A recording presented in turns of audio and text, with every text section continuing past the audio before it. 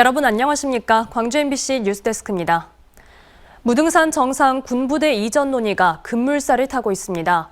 국방부와 광주시는 내년 12월까지 군부대 이전 로드맵을 제시하고 국정감사 기간인 다음 달 말까지 이전 후보지 등을 구체화하기로 확정했습니다. 보도에 한신구 기자입니다. 송갑석 의원과 광주시 그리고 국방부가 무등산 정상에 있는 군부대를 찾았습니다. 50년 넘게 군부대로 사용돼서 시민들의 출입이 통제된 정상부의 부대 이전 방안을 구체적으로 논의하기 위해서입니다. 이 자리에서 송갑석 의원과 광주시는 공유재산 사용 허가가 만료되는 내년 12월까지 무등산 군부대 이전 계획을 완료해달라고 요청했습니다. 또 국정감사 기간인 다음 달 말까지는 이전 후보지 등을 구체화하기로 국방부와 협의를 끝냈습니다. 군부대는 정상의 땅을 사용하기 위해 5년마다 광주시의 공유재산 사용허가를 받고 있는데 사용허가를 앞세워서 국방부를 압박하겠다는 전략입니다. 로드맵이라고 하는 것은 이런 거겠죠. 어디로 이전을 하고 언제까지 이전을 하고 그다음에 훼손된 무등산 정상부는 어떤 식으로 복원을 하고. 무등산 방공포대 이전 논의는 지난 2015년부터 본격적으로 제기됐습니다. 당시에도 광주시는 국방부 등과 군부대 이전과 관련된 협약을 체결했지만 재원과 부지 문제 등으로 군부대 이전이 여태껏 미뤄져 왔습니다. 광주시는 지난 7월 국방부를 방문해서 군 공항에 앞서 방공포대부터 먼저 이전해 줄 것을 요청하기도 했습니다. 광주 시민들에게 무등산 정상을 돌려드려야 된다라고 하는 광주시의 의지는 확고한 것이고요. 그건 150만 시민들 모두가 동의하시는 문제일 거라고 생각합니다. 1966년부터 방공포대가 주둔하면서 56년 동안 시민들의 출입이 금지된 무등산 정상. 오는 11월 군부대 이전 로드맵과 관련한 용역 예산이 국회에서 세워질 예정이어서 본격적인 이전 논의가 시작될 전망입니다. MBC 뉴스 한신구입니다. 담양에서 추락해 숨진 노동자가 업체 대표에게 안전장치를 요구했지만 아무런 조치가 없었다는 내용 전해드렸는데요. 그런데 이 노동자가 같은 내용의 전화를 건 건 사고 당일에만 모두 7번이었습니다. 이런 가운데 고용노동부와 경찰의 수사는 더디기만 합니다. 우종훈 기자가 취재했습니다. 담양 제지공장에서 지붕 수리를 하던 김 씨가 사고 당일 용역업체 대표에 보낸 사진. 군데군데 난간은 부서져 있고 주변에 안전장치는 없습니다. 김 씨는 까마득한 높이 지붕에서 위태로운 바닥을 밟고 작업하는 게 위험하다고 업체 대표에게 알립니다. 나 밑으로 깔았는 줄 알았네. 내가 안 돼? 예? 안 되냐고. 아니 작업은 되긴 되는데 이거 MBC 취재 결과 김 씨는 이 외에도 업체 대표에게 6차례나 더 전화했던 것으로 파악됐습니다. 추락하기까지 불과 6시간 동안 총 7번 전화한 셈인데 내용은 지붕을 딛기 위험하니 사다리라도 달라는 것이었습니다. 하지만 별다른 조치는 없었고 이 과정에서 업체 대표가 작업을 말린 사실도 없었습니다. 또 작업자들은 추락을 막을 유일한 안전장치로 크레인이나 비계에 고리를 연결할 수 있는 안전띠를 차고 있었지만 10여 미터 높이 지붕 어디에도 안전 고리를 걸 지지대는 없었습니다. 사업을 운영하기 위한 자본금이 영세하다 보니까 실제 자체적으로 안전관리 조치를 운영할 수 있는 시스템이 부재한 게 현실이죠. 사고 책임을 따져야 하는 고용노동부와 경찰의 조사는 더디기만 합니다. 고용노동부는 숨진 김 씨와 용역업체, 사업장을 소유한 제지공장 측에 계약 관계가 복잡해 조사가 어렵다면서도 용역업체의 규모조차 파악하지 않고 있습니다. 책임자를 업무상 과실치사 등 혐의로 입건도 하지 않은 경찰은 유족과 동료 작업자에 대한 본격적인 조사를 시작하겠다는 입장입니다. MBC 뉴스 우종훈입니다. 신세계그룹이 광주 신세계백화점 확장을 위한 행정 절차에 돌입합니다. 이르면 다음 주에 현재 이마트 부지와 옛 모델하우스 부지 사이에 있는 도로를 변경하는 지구 단위 계획 변경 신청서를 광주시에 제출할 예정입니다. 송정근 기자입니다. 지난달 광주 신세계 아트앤컬처파크 건립을 선언한 광주 신세계그룹. 현재보다 영업 면적을 4배 이상 키우고 광주에 없는 명품 브랜드 유치와 문화공간 조성 등을 통해 초대형 프리미엄 백화점으로 발돋움한다는 계획입니다. 신세계는 현재 화정동에 위치한 이마트 부지와 주차장으로 사용하고 있는 옛 모델하우스 부지를 연결해 프리미엄 백화점을 건립하겠다는 구상인데 문제는 두 부지 사이에 낀 80m가량 되는 광주시 도로입니다. 이 도로로 인해 프리미엄 백화점 설계가 원활하게 진행되기 어렵다는 전문가들의 의견이 나왔다는 겁니다.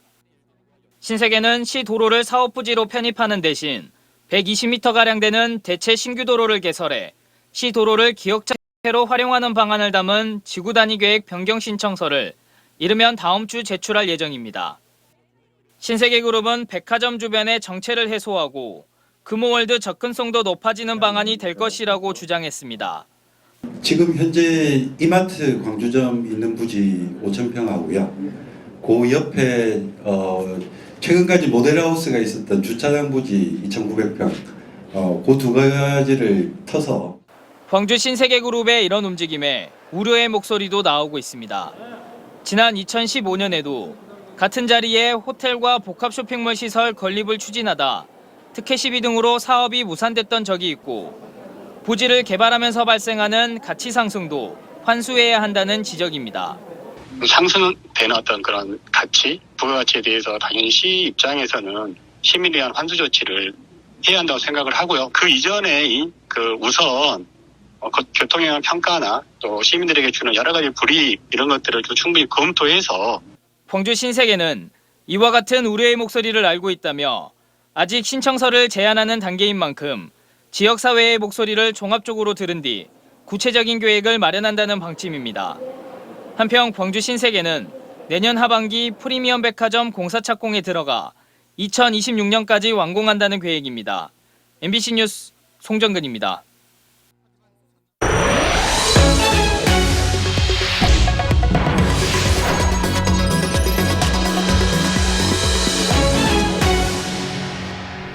천혜의 자연자원을 보유한 전남이 최근 영화나 드라마 촬영지로 인기를 끌고 있는데요. 전라남도가 비교 우위에 있는 지역 문화, 관광을 연계한 영상산업 육성에 나섰습니다. 문현철 기자가 보도합니다. 관객수 1,700만 명, 역대 영화 관객순위 1위인 영화 명량. 주무대했던 울돌목이 영화 명량을 통해 국내외에서 다시 주목받았습니다. 전남도가 이런 영상의 가치를 주목하고 영화와 드라마 촬영 지원에 나섰습니다. 전남 영상위원회를 통해 촬영을 준비하는 작품이 169편.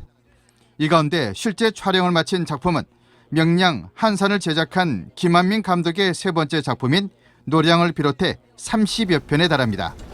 전남도에서는 영상산업 지원을 위해서 우리 도에서 제작하는 영화, TV, 드라마 등 영상물에 대한 인센티브를 지원하고 있습니다. 그래서 최대 5천만 원까지 지원하는데 올해부터는 영향력 있는 영화 감독과 PD 등을 초청해 지역 명소를 소개하는 여행 프로그램을 진행하고 있습니다. 하지만 전남의 영상산업 기반은 불모지나 다름없이 열악한 상황입니다.